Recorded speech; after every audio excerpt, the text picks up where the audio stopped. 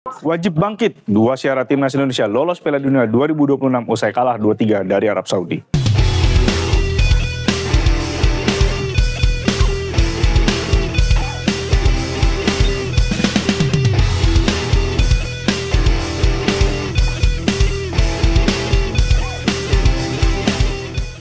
Atmosfer panas di Jeddah memang sudah mereda, tapi luka kekalahan dramatis 2-3 timnas Indonesia dari Arab Saudi masih terasa menyakitkan. Laga perdana Grup B babak keempat kualifikasi Piala Dunia 2026 di Stadion King Abdullah Sport City, Kamis, 9 Oktober 2025 dini hari terasa pahit. Sempat unggul cepat lewat penalti Kevin Dix di menit ke-11, kita harus rela melihat Green Falcons membalikan keadaan. Hasil ini tentu saja menempatkan kita di dasar klasemen Grup B dengan 0 poin. Sementara Arab Saudi memimpin. Langkah Rizky Ridho dan kawan-kawan menuju Piala Dunia 2026 di Amerika Serikat, Kanada, dan Meksiko memang semakin sulit. Namun perlu kita tegaskan, asa itu belum berakhir. Sisa laga di Grup B akan menjadi penentuan absolut. Kita masih punya satu laga, yakni melawan Irak pada Minggu 12 Oktober 2025 dini hari WIB. Dan Irak juga akan menghadapi Arab Saudi 15 Oktober 2025. Secara matematis, ada dua syarat mutlak yang harus kita penuhi jika ingin lolos langsung sebagai juara grup. Syarat pertama dan wajib, timnas Indonesia harus menang atas Irak.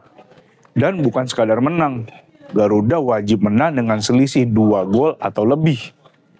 Kenapa?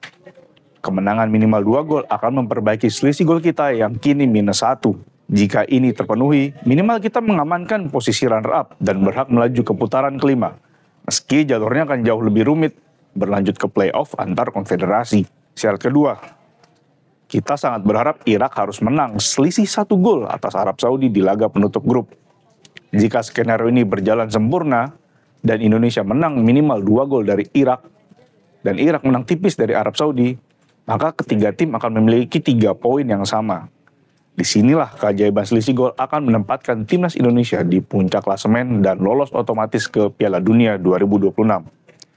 Final di Irak memang harus kita menangkan dan harus dengan skor besar. Kekalahan menyakitkan di Jeddah langsung direspons oleh para petinggi dan pelatih. Ketua Umum PSSI Erick Thohir memberikan apresiasi atas perjuangan keras tim. Namun dengan tegas meminta JIZ dan kawan-kawan untuk segera bangkit dan mengalihkan fokus total ke laga pamungkas melawan Irak. Ini adalah laga penentu nasib di babak kualifikasi. Senada dengan Ketua Umum PSSI, Patrick Kluivert pun kecewa, tetapi matanya sudah tertuju ke Irak, atau lebih tepatnya ke King Abdullah Sport City lagi.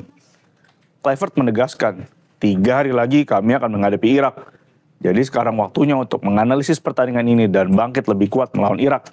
Karena pertandingan itu harus kami menangkan, itu sudah pasti. Legenda Belanda ini bahkan menyebut para pemainnya berjuang seperti singa. Menunjukkan tidak ada masalah dengan semangat juang, hanya saja ada keputusan yang salah di lapangan. Satu kabar penting yang disampaikan Kluivert adalah mengenai kondisi bek andalan Kelvin Verdong. Verdong absen melawan Arab Saudi karena mengalami cedera robekan otot paha ringan.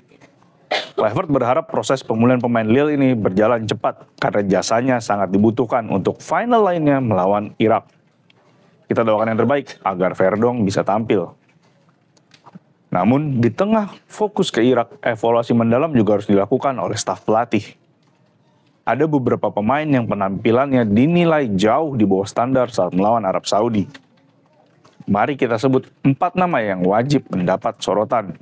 Mark Locke, tampil buruk di lini tengah, kerap kehilangan bola, dan sayangnya melakukan blunder fatal yang berujung gol pertama Arab Saudi. Anehnya, ia tetap bertahan di lapangan hingga laga usai. Yakob Sayuri, lini kanan pertahanan kita dieksploitasi dengan mudah yang seharusnya menjadi tanggung jawab Yakob Sayuri.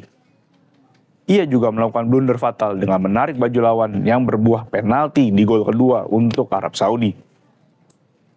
Beckham Putra gagal bersinar sebagai starter, nyaris tidak terlihat memegang bola di sisi kiri penyerangan sebelum akhirnya diganti di babak kedua. Ricky Kambuaya gagal maksimal dalam tugasnya spesialnya membantu lini depan.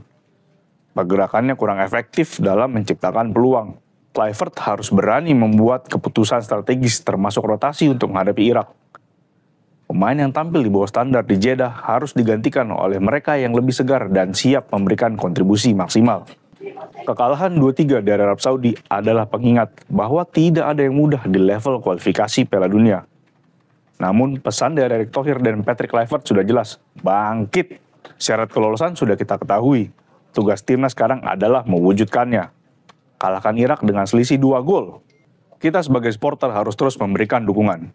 Mari kita nantikan dengan optimis. Mampukah singa dari Asia Tenggara ini mengaum lebih keras di Jeddah dan menjaga asa untuk tampil di panggung sepak bola tertinggi di dunia? Kita tunggu bersama minggu dini hari nanti. Sampai jumpa.